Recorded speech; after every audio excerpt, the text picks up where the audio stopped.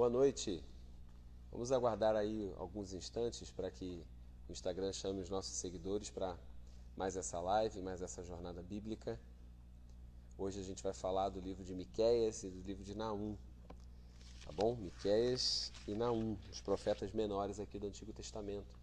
Tem sido bom, né? A gente começou essa jornada ano passado, durante a pandemia, e brotou no nosso coração, houve uma confirmação de que a gente deveria falar de cada semana um livro da Bíblia, e assim tem sido, né? Quem diria, a gente já está aqui chegando no final do Antigo Testamento.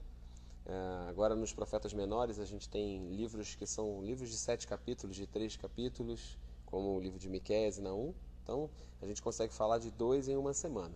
Essa semana eu estou falando de Miqueias e Naum, na próxima semana Abacuque e Sofonias, depois Ageu e Zacarias, e daqui a pouco o último livro do Antigo Testamento, Malaquias. A gente termina essa temporada de 39 sessões, né? Teve lives que foram em uma live 2 livros, mas também teve livro que teve 2 ou 3 lives. Então deve ter em média aí, não contei ainda, mas deve ter uns 39 vídeos aí já produzidos desde o ano passado. E tem sido crescimento para a minha vida, né? Cada semana parar, esboçar, estudar. Eu já li esses livros, eu imagino que uma boa parte da nossa audiência já leu, mas mesmo assim é muito edificante, é muito gratificante você poder ler com um contexto histórico, ler com uma visão também escatológica, olhando para o futuro, conseguir comparar os textos, né? Meu objetivo aqui é que a gente compare com outros livros da Bíblia, faça análise. Então serve para você que nunca leu o livro, Miqueias e Naum, mas também serve para você que já leu e quer clarear mais, quer entender principalmente esses textos dos profetas, né?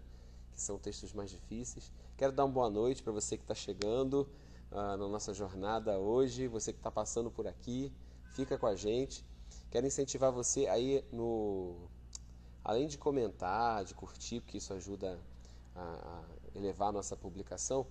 Usa o aviãozinho que fica na tua câmera aí e envia essa live para alguém, envia esse vídeo para alguém, porque a hora que essa pessoa assistir vai ser importante para ela, vai ser bênção para a vida dela. Às vezes ela não participa no horário, a gente tem sempre colocado vídeo novo às 9 da noite. Alguns vídeos são ao vivo, alguns são gravados, mas a gente coloca um episódio novo sempre 9 da noite.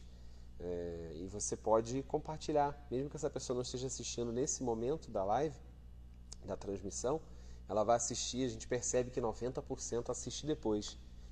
E é abençoador, é transformador do mesmo modo. Queria começar orando, amém? Se você deseja assistir, não posso esquecer de falar, se você deseja assistir episódios anteriores, tem algum livro que você gosta mais? Salmos, Provérbios, Gênesis? É só você ir no IGTV das escolas, aqui Escolas Terra Fértil. Se você ainda não se inscreveu, né, se você ainda não segue essa página, clica lá para seguir. Eu fiquei sabendo nesses dias que tem um sininho no Instagram também, que você clica lá naquele sininho do Instagram, que ele te avisa quando a escola estiver ao vivo, quando tiver uma publicação nova. Então, não deixa de seguir, de clicar no sininho dessa página para você também ficar por dentro do conteúdo novo que a gente está botando aqui. É a nossa escola bíblica, né? Toda segunda-feira, 9 da noite. Vamos orar? Você pode separar a tua Bíblia na tua casa, papel e caneta, aquilo que você usa para estudar. Vamos pedir revelação do céu. Amém? Pai, eu estou aqui, eu quero ser porta-voz da mensagem do reino, eu quero pregar a Tua palavra nessa noite, através desse canal poderoso que é a internet. Eu quero Te agradecer por essa estrutura, Senhor, que o Senhor nos deu aqui, de cenário, de gravação. Quero Te agradecer pela vida daqueles que se dispuseram a nos ajudar aqui na igreja. Quero Te agradecer por esse ouvido que me ouve aí na sua casa, onde chegar. Eu acredito que a palavra é poderosa para surtir efeito onde ela chegar, no coração que ela chegar. Eu quero aqui ser uma voz também profética para esse tempo, para falar a corações que estão angustiados, corações que estão com medo, corações que têm dúvidas, que têm perguntas. Que o Teu Evangelho alcance, Deus, que a Tua palavra alcance e traga santidade, traga pureza, e traga correção. Era isso que os profetas naquele tempo quiseram sempre trazer, consciência sobre a verdade. Falaram a verdade e foram muitos condenados por causa disso, mas eles permaneceram falando a verdade, e que nessa noite a verdade seja exposta aos corações e essas pessoas possam receber a mensagem e serem transformadas por ela. Eu oro por isso em nome de Jesus. Tira toda a distração, tudo que queira roubar a comunicação da palavra, que a palavra flua através dessa câmera para o celular, para o computador dessa pessoa, e que ela possa receber a mensagem do Evangelho. Em nome de Jesus. Amém. Então, a gente vai falar essa noite sobre dois profetas considerados profetas menores. Né? Menores não por menos unção, uma categoria inferior, mas é porque eles escreveram menos, eles tiveram uma atuação profética no seu tempo. Eu sempre procuro dizer qual é a época de cada profeta aqui, para você entender o porquê que ele falou, o que ele falou, mas eles escreveram menos. Isso não quer dizer que eles atuaram pouco, que eles profetizaram menos presencialmente. Por exemplo, Elias e Eliseu não tem nenhum livro escrito, mas são aí dois, certamente, que estarão na lista dos maiores profetas de todos os tempos, né? João Batista também não tem nenhum livro. Jesus disse que não tem ninguém entre os nascidos de mulher maior do que ele. Mas, dentre os livros, os rolos dos profetas, a gente chama de Sefer, né? Os rolos maiores foram categorizados, profeta Isaías, profeta Jeremias, são os rolos maiores, o Sefer maior. Então, a categoria dos profetas maiores. E os que escreveram menos, são livros muito curtos, são os profetas menores. Só que o que todos eles têm em comum? Moisés, lá no deserto, disse no livro de Deuteronômio que a gente saberia que tem um profeta de verdade quando aquilo que ele fala se cumpre. Essa é a característica para você checar o verdadeiro profetismo e o falso profetismo. Né? Se aquilo que é falado é especulação, é só análise, né? Seríamos analistas. É igual quando você olha a política brasileira, você fica comentando. Eu acho que vai acontecer isso. São os analistas políticos, né? A gente pode ser analista do nosso tempo, ficar olhando as coisas e fazendo previsões. A gente pode, não pode? Com base no que a gente vê, prever alguma coisa. A gente pode acertar, a gente pode errar. Isso aí é um exercício de inteligência, exercício lógico, de intuição, enfim, um exercício humano. Só que o profético bíblico, né, ele não julga com critérios humanos. Você vai ver que em alguns casos, como Naum, quando vai falar para a cidade de Nínive, a gente vai falar daqui a pouco de Naum, era uma cidade próspera, era uma cidade rica, que ninguém diria que iria cair. Então, às vezes o que o profeta vai falar vai na contramão da tendência. Né? Então, se você é uma pessoa que só enxerga com os olhos naturais, só enxerga as tendências, você vai julgar e você vai falar com base naquilo que qualquer homem poderia julgar e falar se estudasse. Mas nós não queremos ser pessoas que têm o seu raciocínio no centro, né? Que o centro da sua vida não seja a sua lógica, o seu eu, a sua inteligência, a sua erudição. O centro da nossa vida é o Espírito. O nosso Espírito é em Cristo recriado, que tem o Espírito Santo morando dentro de nós. E esses homens que na velha aliança não tinham o Espírito Santo vivendo dentro deles, ainda assim, quando o Espírito vinha sobre eles, eles liberavam aquilo que vinha da parte de Deus e eles se preocupavam em falar a verdade. A verdade tinha que ser dita. Então, se Nínive, aquela cidade, vai cair, eles anunciavam que Nínive iria cair, mesmo que a tendência não fosse essa. Entende o que eu estou querendo dizer? Não é basear a nossa palavra naquilo que a tendência está mostrando, mas é falar muitas vezes contra a correnteza, nadar contra a correnteza, falar contra aquilo que todo mundo está falando, né? Mas se é aquilo que Deus botou no teu coração, ter um compromisso com a verdade. Essa é uma característica, né? E todos eles, a gente tem visto aqui semana após semana, as coisas que eles falaram, principalmente sobre a queda de Samaria e a queda de Judá, se cumpriram. Né? Quando eu falo a queda, você entende, né? Samaria, reino do norte, a gente já explicou isso em outras lives, é aquele reino formado pelas 10 tribos que foi tomado pelos assírios. Né? Os assírios misturaram as raças ali e geraram o povo samaritano. Então Samaria nunca mais voltou, né, do que seria o seu exílio. Samaria se transformou no outro povo, né, que não é mais assim geneticamente o povo descendente de Abraão, é um povo misturado. Já Judá não, Judá foi com a sua língua, com seus costumes, com a sua crença, foi para o exílio na Babilônia e voltou do exílio da Babilônia. Você lembra de Daniel, de Ezequiel, que preservaram os seus costumes, mesmo na Babilônia. E esses judeus, então, passam a ser chamados de judeus, eles voltam tem a promessa, a profecia de ida e a profecia de volta. Israel vai e não volta, mas o reino de Judá volta. A linhagem do trono de Davi permanece, né? Por pouco acabaram com o rei, acabaram com a dinastia, mas não conseguiram, porque aquela linhagem que Deus prometeu a Davi seria a linhagem do Messias. Então você vai ver que os temas dos profetas são basicamente os mesmos. Eles falam sobre juízo, e entre esses juízos estão juízos sobre as nações pagãs, mas também juízos sobre Samaria, que se cumpriu, juízos sobre Judá.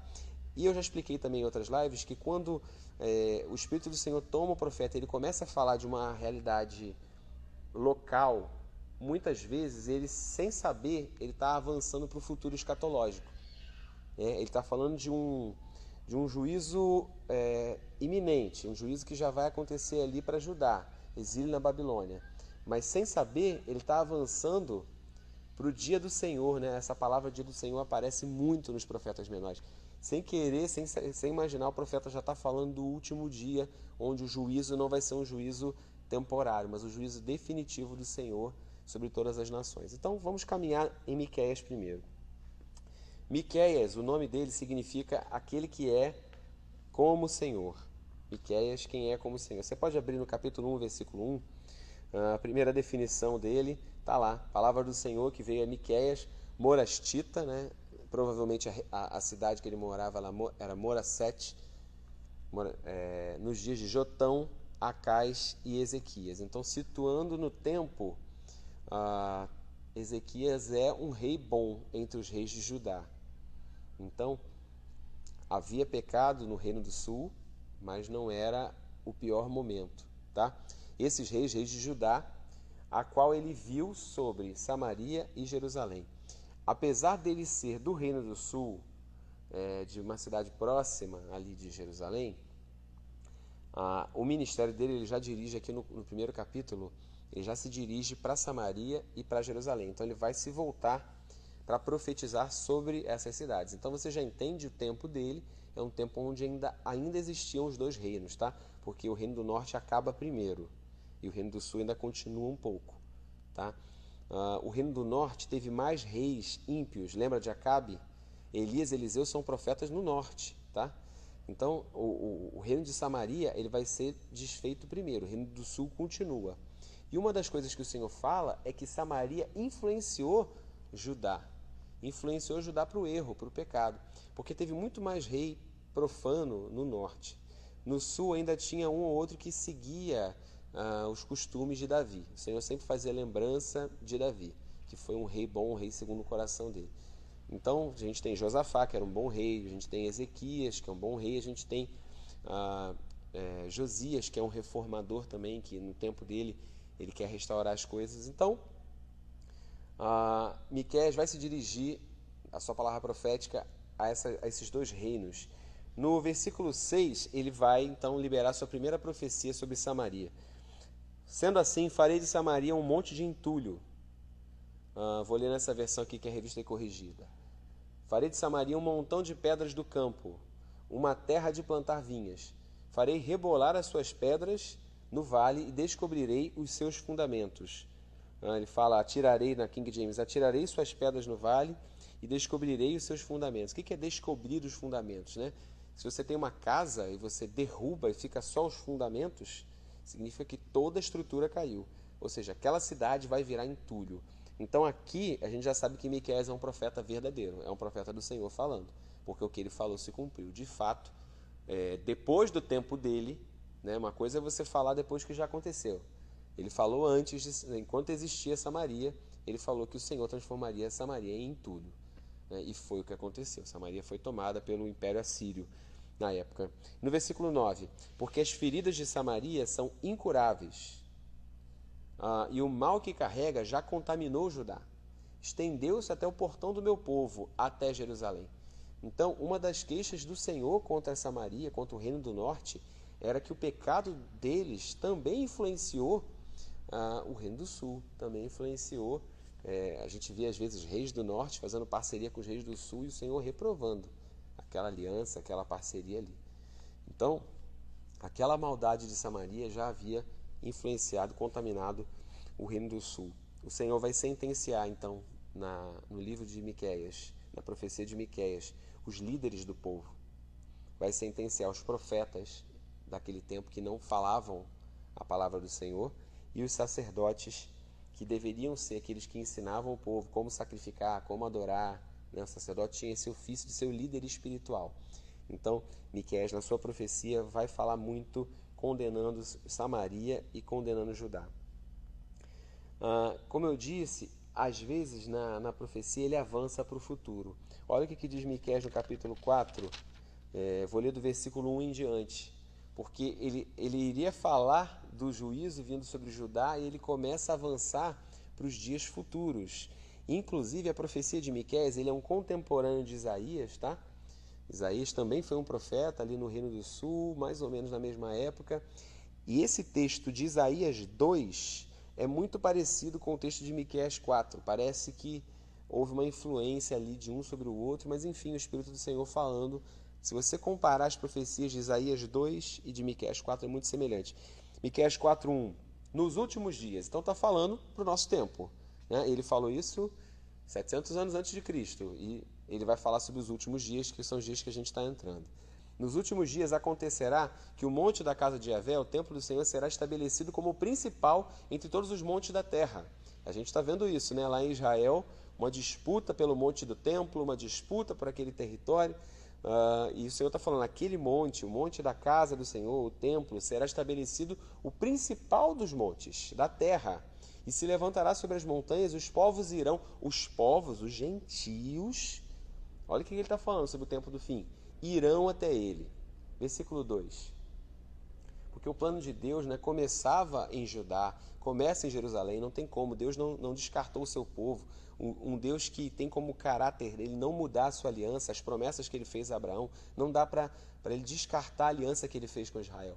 Um dos erros da igreja é negligenciar o caráter imutável da aliança. Deus prometeu a Abraão, então Deus ainda tem um negócio com Israel, Deus ainda tem um negócio com os judeus, né? Ele tem uma aliança com ele, não dá para negar. E ele está falando, eu vou tornar Jerusalém a capital do mundo, os povos vão para lá, né? O rei que vai reinar no milênio é descendente de Davi e vai governar num corpo humano. Jesus nasceu humanamente no seu corpo de um descendente de Davi, de uma descendente de Davi. Então, ele é legítimo herdeiro do trono. Ele vai governar num trono humano. E ele vai ser rei e a capital do mundo vai ser Jerusalém. É importante você saber disso. Por que tanta briga ali naquele território? Né? Miqueias, capítulo 4, verso 2. Muitas nações chegarão exclamando, vinde, subamos ao monte de Yahvé, à casa do Elohim, Deus de Jacó, a fim de que nos ensine... já trocou aqui a minha versão para King James, né? Tá ótimo. Vinde, subamos ao monte de Yahvé, a casa de Elohim, Deus de Jacó, a fim de que nos ensine os seus caminhos e para que andemos sob suas orientações. Porquanto de Sião virá a lei. De Sião, daquele monte, daquela cidade, virá a lei, a palavra de Yahvé, o Senhor, de Jerusalém. Versículo 3. Ele julgará entre muitos povos e resolverá contendas entre nações poderosas e distantes. Quer dizer, as nações estão no coração de Deus. Deus não se esqueceu das nações gentias, né? Até mesmo um judeu que lesse isso no Antigo Testamento, ele entendeu, o Senhor vai julgar as nações a partir de Jerusalém. E ele não esqueceu, ele vai ensinar a sua palavra. Ele não só vai julgar no sentido de dar punição, não. Ele vai ensinar a sua palavra. As nações poderosas e distantes, essas converterão suas espadas em arados, e das suas lanças farão foices. Nenhuma nação erguerá sua espada contra outra, e não mais aprenderão a guerrear. Verso 4. Todo ser humano estará livre para sentar-se debaixo da sua videira, e ninguém incomodará nem ameaçará. Você quer ver o fim da violência? Vamos orar pela nossa cidade. Mas isso é um fragmento da paz que o Messias vai trazer. Ele é o príncipe da paz no milênio. Isso é que o Senhor nos assegura, Yahvé é o Senhor dos exércitos. Verso 5. Cada um dos povos pagãos age em nome dos seus deuses. Entretanto, nós caminharemos em nome de Yahvé, o nosso Deus, o nosso Elohim, por toda eternidade. Então, é uma promessa que começa nos últimos dias e que vai por toda eternidade. Nós vamos seguir o nosso Deus. Por toda eternidade a gente vai poder se sentar debaixo da árvore sem que ninguém nos incomode. As espadas vão virar arado né? As pessoas vão parar de guerrear e vão cultivar a terra para serem príncipes na terra que o Senhor deu. Mas antes disso, vai vir, né? Miqueias falando do futuro, ele fala, mas antes disso, ele deu uma palavra sobre Samaria, ele vai dar uma palavra sobre Jerusalém agora, verso 10 do capítulo 4. Antes dos últimos dias, ó filha de Sião, sofre, pois agora as tuas dores te contorces em agonia como uma mulher em trabalho de parto, porquanto é chegado no momento que terás de partir e deixar a segurança dos teus muros para habitar em campo aberto, e irás para a Babilônia. Muito específico, né? É tremendo quando Deus libera uma profecia assim específica, né? Diz o nome e diz quem é o povo que vai levar. Você vai para a Babilônia. Isso aí, como eu disse, ele não falou depois que aconteceu, ele falou no reino de Ezequias. Muito tempo antes, né? Irás para a Babilônia. Contudo, ali conhecerás a liberdade. Ali Yahvé te salvará da mão de todos os teus inimigos. Percebe? Mais uma vez um profeta que não se negou a falar a verdade. Ele não se negou em anunciar, olha, os pecados de Samaria chegaram aos pecados de Judá também. Samaria vai embora. Mas o detalhe é que quando ele fala de Samaria, ele fala de uma ferida incurável. Quero chamar a atenção para esse detalhe. Miqueias acertou em mais uma coisa, porque não havia cura para Samaria, né? De fato, o reino de Israel foi desfeito e acabou. Não tem retorno. Mas para Sião, ele fala, olha, nos últimos dias, o monte do templo vai ser o principal. Ou seja, vocês vão estar aqui. Eu quero que você anote isso, quero que você grave isso, você aprenda isso. Por tudo que eu já li aqui nos profetas maiores e menores, eu percebo uma sequência, um padrão de Deus, sabe? Não quer dizer que vai ser exatamente assim, mas, enfim, vai ser assim, né? Quando eu vejo Deus repetindo padrões no Antigo Testamento, eu acredito que vai ser assim. Sempre tem uma relação entre a volta de Israel para o seu território e a vinda do Messias. Sempre. Os textos sempre apontam isso. Que o Messias não vem para pisar numa terra onde os judeus não estão. Entende? Por que eu estou falando isso? Porque o território lá de Jerusalém já foi pisado por várias nações, já teve vários outros povos morando ali, mas primeiro eles vão para... Percebe isso? Primeiro eles vão para a Babilônia. Miqueias anunciou isso, dezenas de profetas anunciaram. O povo do sul vai para a Babilônia, vai para o cativeiro. Né? Jeremias anunciou até o tempo que duraria o cativeiro, 70 anos. Vão para a Babilônia. Depois os judeus voltam da Babilônia. Né? Com o decreto lá do reino da Pérsia, eles voltam da Babilônia. Depois disso, vem o Império Romano e o Messias vem pela primeira vez. Ok? Então, quando Jesus aparece a primeira vez na Terra, os judeus estavam lá. Está entendendo onde eu estou querendo chegar? O padrão deve ser o mesmo para a segunda vinda do Messias. Porque depois que Jesus morre, no ano 30, mais ou menos, no ano 70 depois de Cristo. Isso não está na Bíblia, isso é história. Jerusalém, o monte é destruído, o templo é destruído e os judeus vivem a chamada diáspora. Do ano 70 depois de Cristo, eles só vão voltar para o seu território em 1948. É isso mesmo, do ano 70 até 1948. Por isso que eu falo que a gente está nos últimos dias. Né? Os judeus estão voltando. Voltaram todos? Voltou, já se estabeleceu uma nação, mas não voltou todo mundo não. Ainda tem muitos judeus espalhados e existe um trabalho lá em Israel para trazer os judeus de volta. Vamos voltar para Sião, vamos voltar para a terra. E cada ano volta um número de judeus para lá, sabe? Então é um cumprimento profético. Perceba sempre esse padrão. A volta dos judeus é a proximidade da vinda do Messias. Os judeus voltaram de Babilônia, o Messias veio a primeira vez. Os judeus estão voltando da diáspora e o Messias vai vir de novo. Amém? Segura essa daí contigo, anota aí no teu coração. Tem um acontecimento registrado em Miqueias, como eu disse, ele acertou a queda de Samaria, acertou a queda de Jerusalém, né, para o exílio na Babilônia. Miqueias vai ser citado em Mateus. Pode pular lá para mim? A gente vai voltar para Miqueias, mas Mateus capítulo 2. Você deve lembrar dessa passagem. Eu acredito que a gente já viu várias encenações aí do nascimento de Cristo, nas cantatas. Mateus 2, 5 e 6. Quando aqueles reis vêm do Oriente para buscar ali adorar o rei que vai nascer o rei dos judeus, vai nascer o rei dos judeus. Que rei dos judeus é esse? Aí Herodes vai perguntar aos mestres de lá da Judéia, porque Herodes deve pensar assim, Herodes é um governador, né? Colocado ali pelo Império Romano, ele está se familiarizando com os costumes dos judeus, ele não é judeu, ele está aprendendo sobre aquela cultura, né?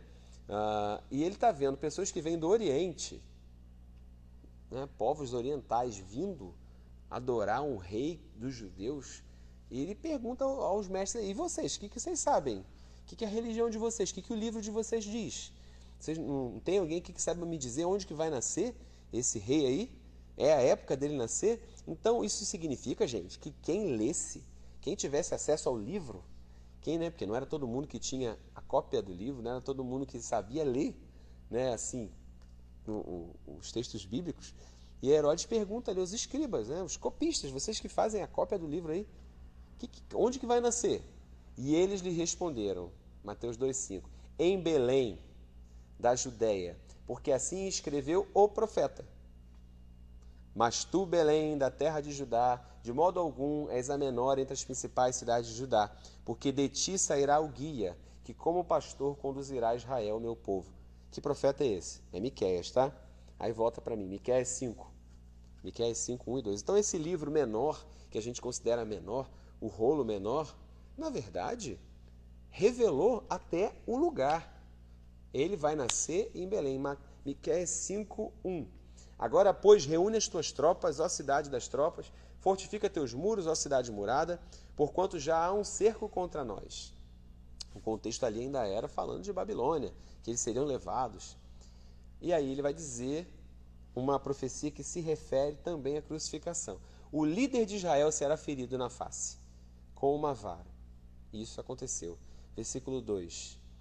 No entanto, tu, Belém, casa do pão, Belém Efrata, a King James ela coloca as palavras no original e a tradução, né?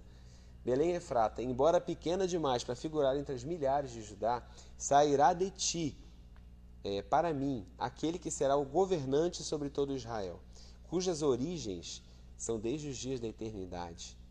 A pista está aí, né? Aquele que seria o líder, aquele que seria ferido na face, aquele que vem a sua origem desde a eternidade. A cidade onde ele vai nascer é a mesma cidade de Davi, é Belém.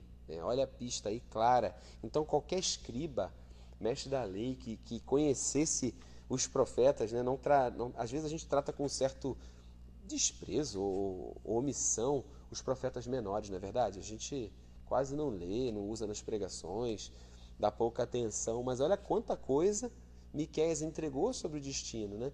Então, se você quer conhecer teu destino profético, palavras de Deus para você, não negligencie a Escritura. Toda a Escritura foi inspirada por Deus para nos ensinar. E Deus pode essa noite também estar usando essa Escritura para falar com você alguma coisa.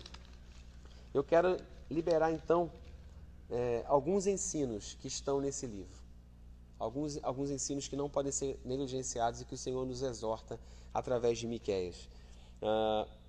Ele nos exorta a andar com Ele. O Senhor nos exorta a andar com Ele. Miqueias capítulo 6, versículo 6. Vou ler do 6 ao 8. Você pode anotar aí. Quem achou, diga: eu vou andar com Deus.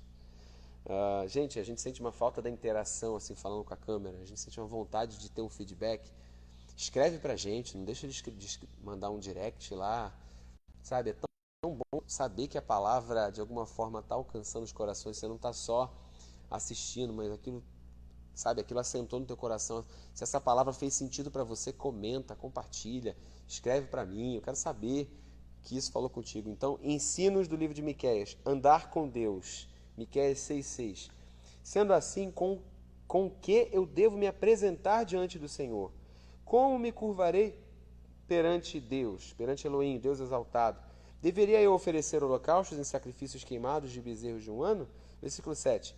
E Yahvé se agradaria com milhares de carneiros, com 10.000 ribeiros de azeite? Devo oferecer meu primogênito, filho mais velho, fruto do meu corpo, como sacrifício para pagar meus pecados e minhas malignidades?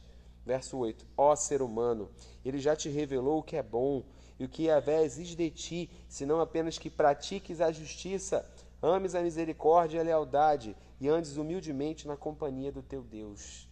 Meu Deus, olha que coisa. Andes na companhia do teu Deus. Miqueias nos ensina.